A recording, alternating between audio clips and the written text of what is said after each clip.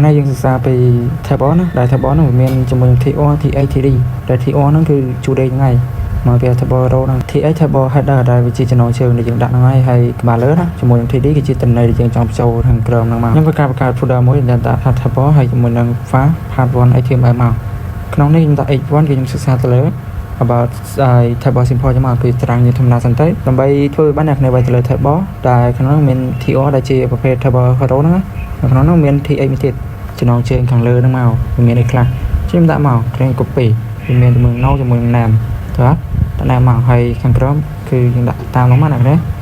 នៅក្នុង table យើងដាក់ទៅលើ border វាខ្ញុំដាក់2ចុះហើយជាមួយនឹង width 30%តែទៅតឹងប្រអប់យើងណាពេលយើង live server ទៅយើងឃើញបែបហ្នឹងហើយតែវាមានជាមួយនឹង TR និង TH ហ្នឹងនៅផ្សំចូលគ្នាទៅបានប៉ុណ្ណឹងអញ្ចឹងខ្ញុំធ្វើការដាក់តំណែងចុះក្រោមទៀតចេញឲ្យវាយមក TR ដែលក្នុងហ្នឹងមាន TD ដែលជាតំណែងខ្ញុំដាក់លេខ1ជាមួយនឹង visa ជាមួយនឹង page របស់យើងគឺ M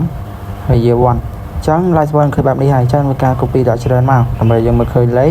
ខែ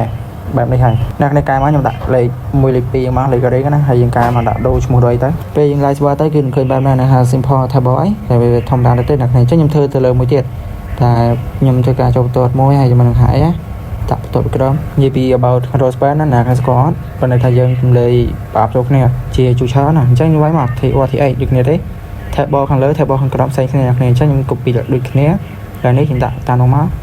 ខាងលើអ្នកនេះ complete ដាក់ border ដើម្បីឲ្យឃើញ width ហើយជាមួយនឹងខាងក្រោមនេះ TH ខ្ញុំថែម remark មួយទៀតចុះដើម្បីជាប្រអប់លំលាយចូលគ្នាជូឆើណាវាយទៅលើ TR ដែលក្នុងនោះមានតំណែង TD របស់យើងចឹងដាក់តាមនេះមកខ្ញុំដាក់ឈ្មោះខ្ញុំហើយខាងក្រោមតំណែងហ្នឹង complete ដាក់ row span អ្នកនេះដាក់មក row span ហើយយើងកំណត់ចង់បានប្រមាណចង់លាយប្រអប់ចូលគ្នាណាខ្ញុំដាក់ប៉ុណ្ណេះ2ណាហើយជាមួយនឹង other អញ្ចឹងយើង live server យកអត់ឃើញទេអញ្ចឹងយើង copy ដាក់ច្រើនមកអ្នកនេះហើយនេះលុបចេញអស់ទៅគឺយើងដាក់តែមួយទេ row span នឹងដាក់តែនៅខាងលើទៅបានហើយខាងនេះលុបដែរ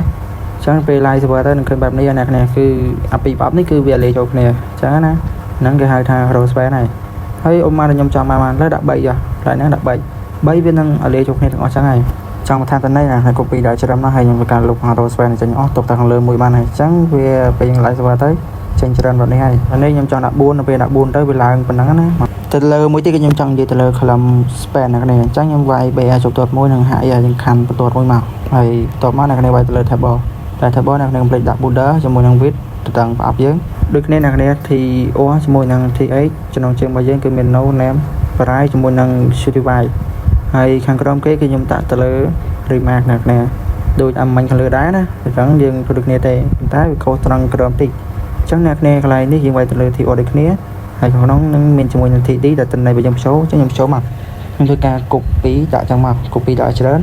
ជាមួយ TD ហ្នឹងរុកចេញ TD ហ្នឹងហើយយើងនឹងឃើញបែបនេះដូចលើដែរទេអញ្ចឹងខ្ញុំចង់បន្ថែមតិចនេះខ្ញុំចង់ធ្វើឲ្យប្រអប់នេះវាខ្លាចជាមជួរតែហ្មងអូខេអញ្ចឹងយើងដាក់ពីក្រោម TR ហ្នឹងមកដាក់ TR មួយទៀតតែក្នុងហ្នឹងយើងមាន TD ដូចគ្នាប៉ុន្តែកន្លែងនេះយើងដាក់ទៅលើ column span ណាហើយយើងចង់ប្រមាណប្រអប់មើលអ្នកគ្នារាប់ទៅ1 2 3 4អញ្ចឹងខ្ញុំដាក់4មកខ្ញុំដាក់ទៅតាប្រាយចឹងមកតែយើងបូកទៅស្មើម៉ានអូខេដល់ពេលលទ្ធផលរបស់យើងរ៉ាន់ទៅចេញបែបនេះអ្នកគ្នាគឺឥឡូវគេហៅថា row span ចឹងទៅហើយក្រោមហ្នឹងគេហៅថា column span ណាអញ្ចឹងក្នុងវីដេអូនេះគឺខ្ញុំមាន3របៀបហ្នឹងហើយទី1យើងធ្វើទៅលើធម្មតាទេ table របស់យើងទី2ខ្ញុំចង់ឲ្យអ្នកគ្នាលាយជួយឆោចូលគ្នាបានប្រអប់ទី3គឺយើងនិយាយទៅលើ column span ដែលយើង